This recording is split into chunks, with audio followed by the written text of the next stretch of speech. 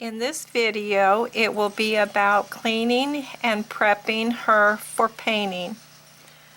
Now, since my last video, she is all cooked, and I have her little magnets in, and I also did the little cup inside, and I use the two-part epoxy. And I will leave in my description box everything that I use in this video. Okay, getting ready to clean her. This is kind of an interesting thing because as I'm ready for this stage, I have been getting a lot of emails about people are really frustrated with their clay getting dirty. That can be very frustrating. And a matter of fact, if this will make any of you feel whatsoever better, I had a problem with her too. And for me, I find that my climate where I live has a lot to do with it. And it doesn't give me enough time to work with my clay. I need a lot of time where others might not need as much time.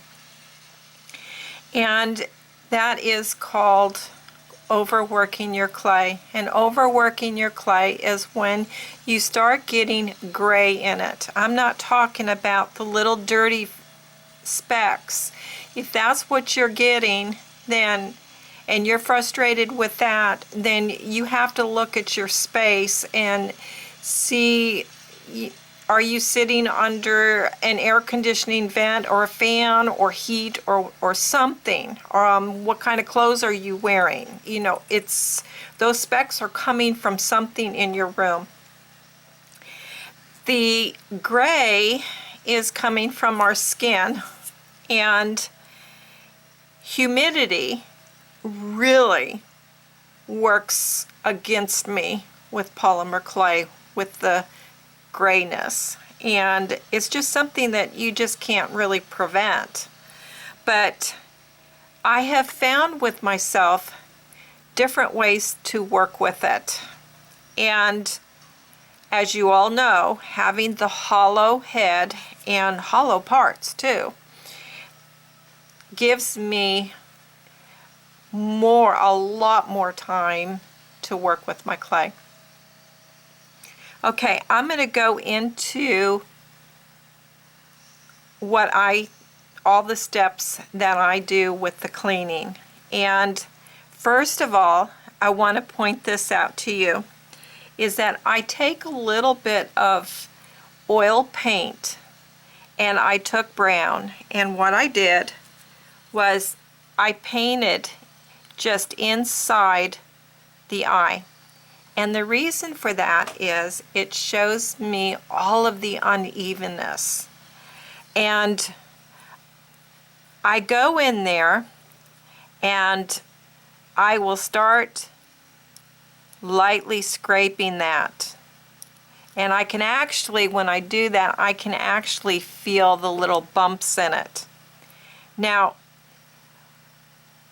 with my eyes, what I'm seeing that I'm going to have to do is, let me see if I can,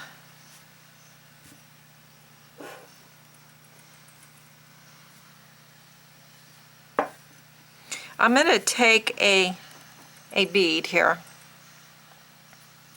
and I'm just going to drop it down in one of the eyes so that you can see what I'm talking about. Now here's the option.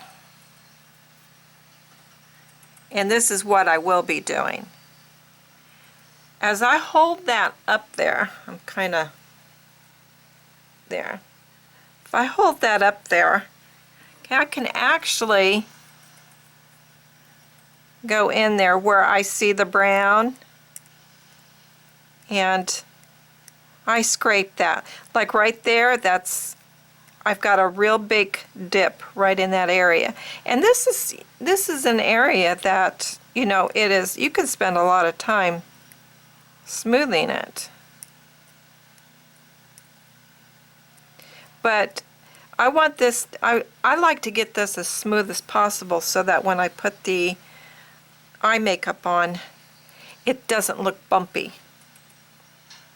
I want it to go on pretty smooth. But anyways, I'll go in there and I will just lightly scrape it.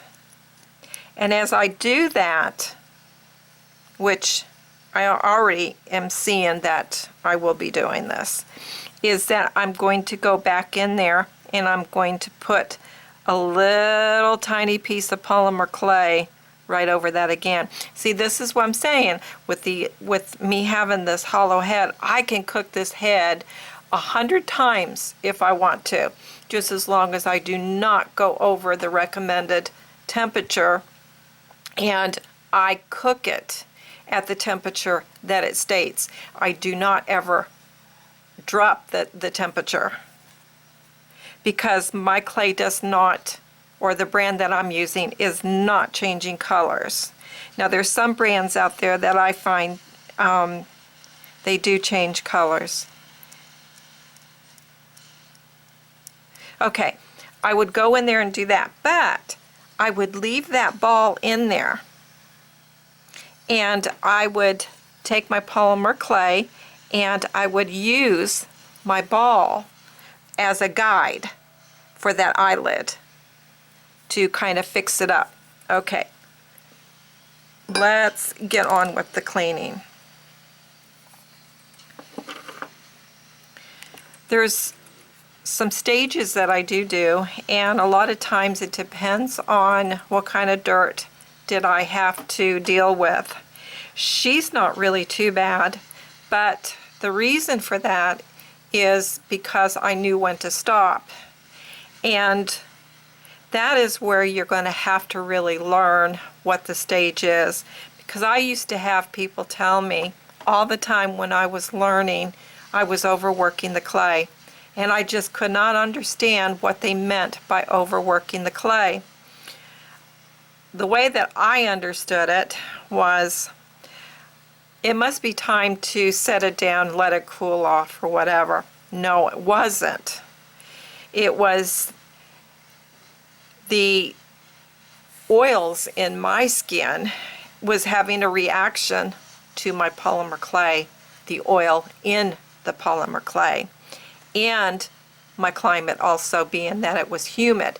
The humidity was making the oils in my hands react more, and then it's reacting with the polymer clay. That's what gives you that gray color look.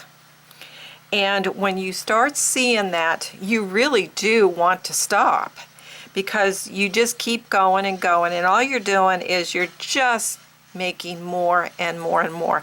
And once you've got a line in there, and let's say you do put it down, clean your hands, and you start it the next day or whatever, it's still in there.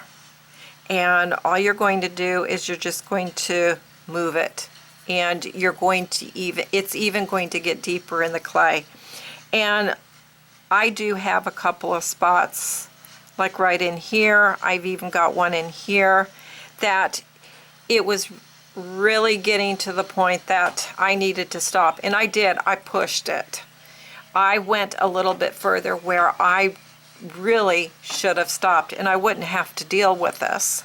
Will I ever get that off? I can get some off, but I won't get it totally off. And I tried to get it off as much as I can, and then when I paint it, then you don't see it. But you've got to learn the stage of, when I look at the gray right here, I know that I don't have to really try to get this out, because I know that my paint will cover it. You have to learn that stage. Okay, but I'm going to show you how I start to clean it. I take some, and I brought it over so that you can see it. Now this is just the baking soda from my oven. And the one thing I do want to share with you is if you're going to use the baking soda to do this method, if you've got any little kind of cuts like I do from working out in the yard, it is going to sting, so you might want to use gloves. Also, you might want to wear some kind of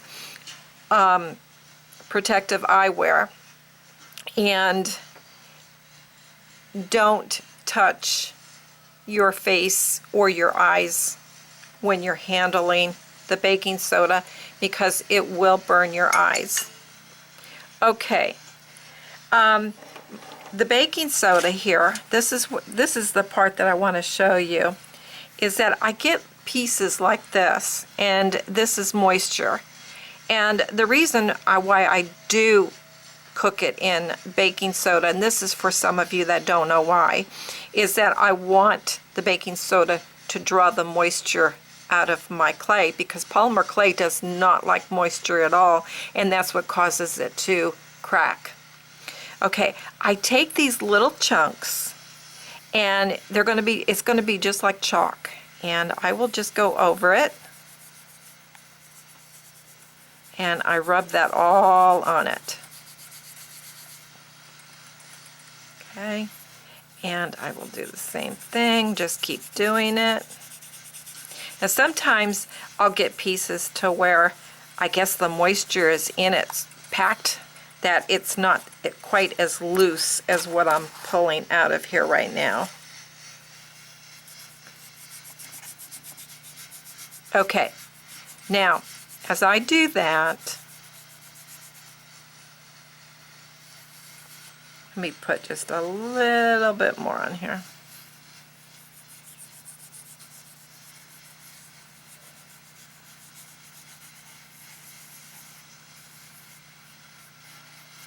Okay, let me set this aside. And in my cup here, I have white vinegar.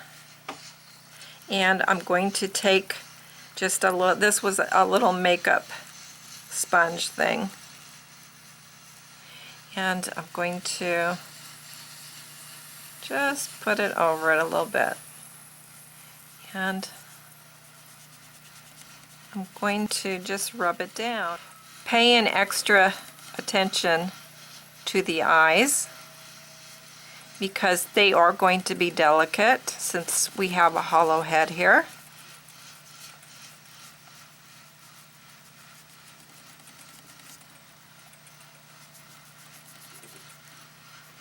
And I keep doing this with the baking soda.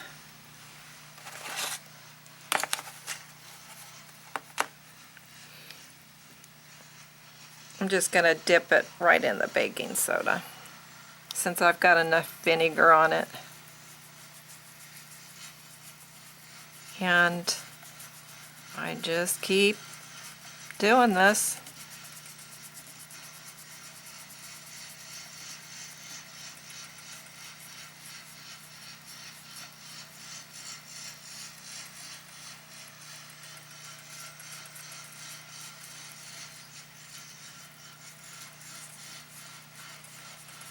Okay, now I would spend more time with this, but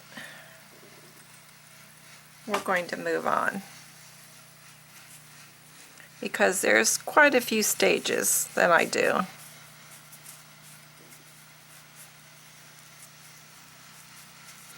And I wipe it down.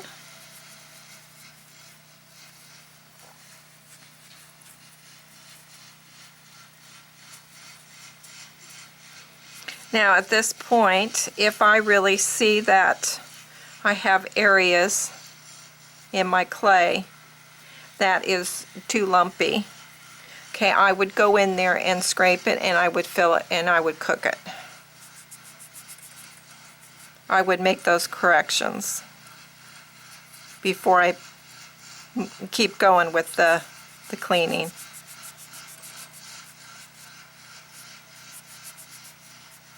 Okay, now set this aside, and this is baking soda with melted wax. but I also do this too. I melt the wax and I make like a crayon, okay? So I want to first take the baking soda with the wax, and I'm going to go over it.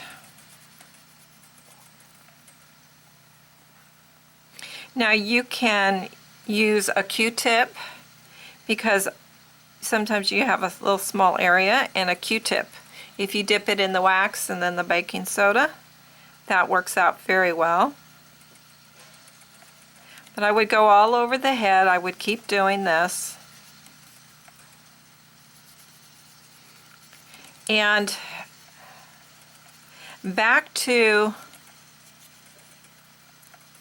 the problem that many people have, and that is your clay turning that gray colored look, is that, now this is my own opinion, and this isn't against anybody that does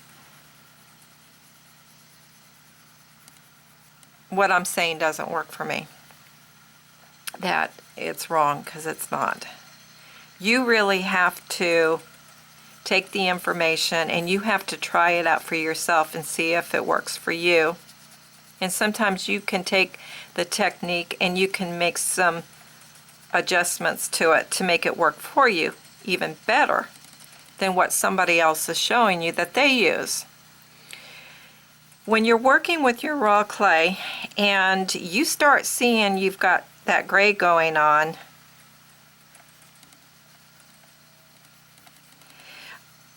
don't take your alcohol and try to get it off at that point. And here's the reason why I believe not to do it, is that when I would take the alcohol, I would always take it and I would wipe it towards the back of the head. Then I would cut the dirt out. Well, when I was doing that with the alcohol, it's like I would put it on and I would say, wow, that looks really clean. And honestly, just wait for about 5 to 10 seconds and I would look at that and I would say, where did that dirt come from? It's like it came back. And what I realized is that when I take that alcohol and I'm putting it on and going in the direction of the back of the head, all I'm doing is I'm smearing it. I mean, that's all you're doing. Now, if you're all finished with sculpting it and you want to take your alcohol and you want to just lightly clean up the specks and stuff like that, that I would say that would work for me too. But when it comes to that dirty look, the gray, I wouldn't even do it at the end.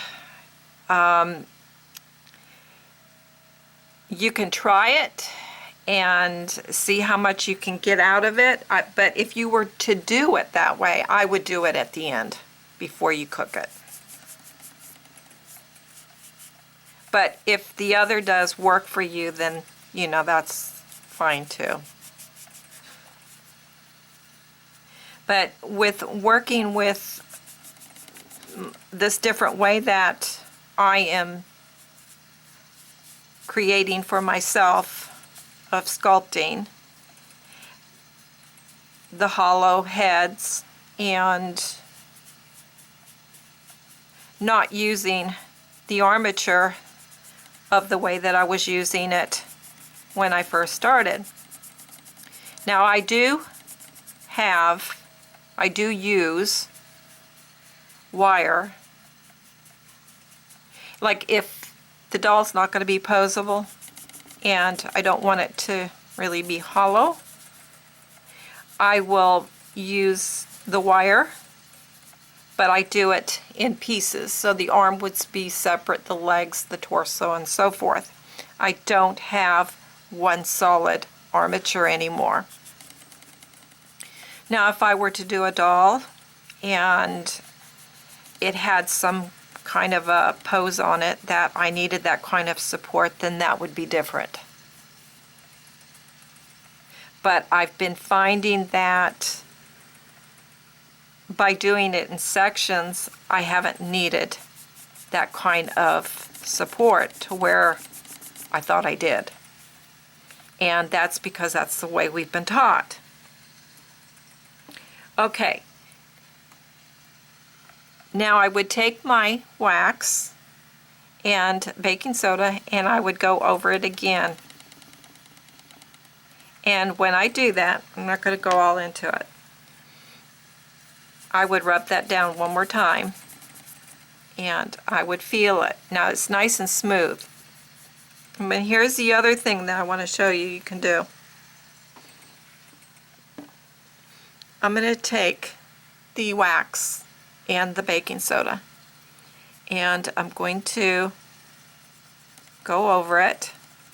I'm giving you all these different stages because I don't know the kind of dirt that you've got going on.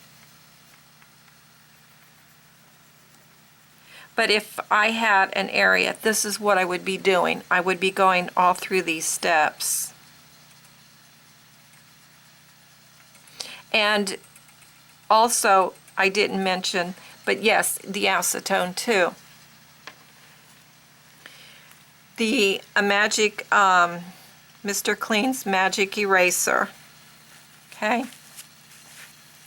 I'll take that and go right over it. Now this one here, I really find that this works well for me. If you're trying to get that gray out and it is just so far in, it's just not going to take it all out. But I will tell you, it has really taken some of it out.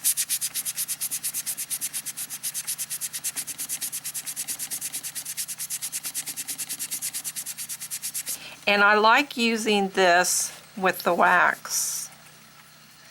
But anyways, that's the other thing I would do.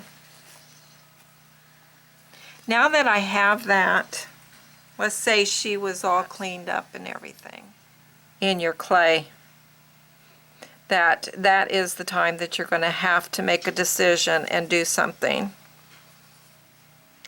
And that would be, can I go just a little bit further and then cook it, or do I cook it right now and then continue cooking?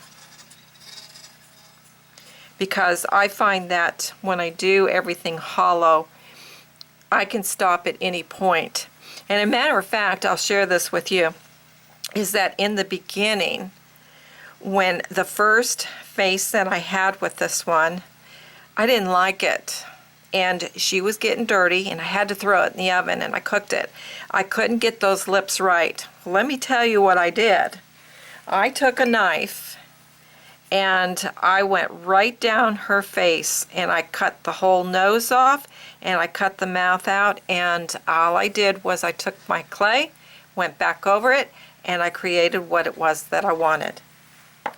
That's what I'm saying. It gives me that opportunity that when I cook that clay, I can go back, I've got more time to work with it, and I'm not overworking that batch of clay that I've got right there. Okay, now that I have that taken care of, this is the other thing I would do. Now you don't have to do it, but I would do it. Okay, and I'm not going to do it on camera. I would melt some wax and I would just take a Q-tip and I would go over it because I want the warm wax to go on it. And then I would really rub it down. And you want the wax off, and trust me, the wax does come off. Now, people have asked me, will it hurt my paint if I put it back in the oven? I've never had that problem. Never.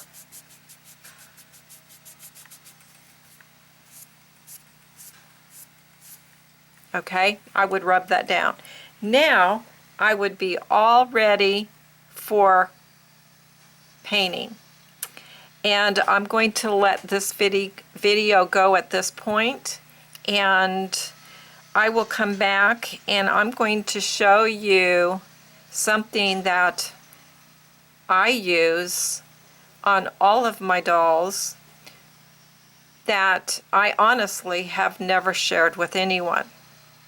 And the reason for that is because I've always been very, very careful about sharing, because people can come back and tell you you can't do that.